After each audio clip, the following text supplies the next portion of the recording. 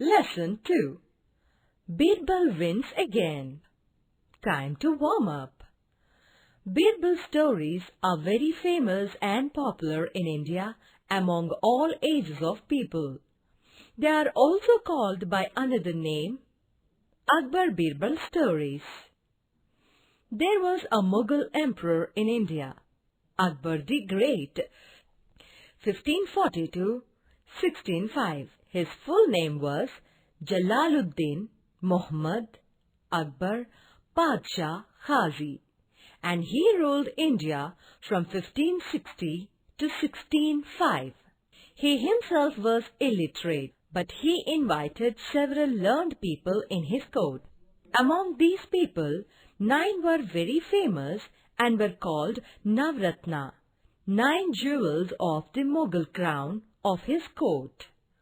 Among these 9 jewels, 5 people were more famous: Tansen, Todarmal, Abul Fazl, Mansingh and Birbal. Time to read. Emperor Akbar had a number of wise courtiers. Birbal was his wittiest courtier. Akbar loved to put questions and riddles to them. Tonight, Emperor Akbar was feeling restless. It had been too many days since he had tested his courtiers. So he thought of asking them a strange question. The idea made him smile. The next morning at court, the emperor called his courtiers together and said, "Does anyone know how many crows are there in the city?" The courtiers looked startled at this strange question. Not one of them could answer. Just then, Birbal walked into the court. He bowed before the emperor and took his seat.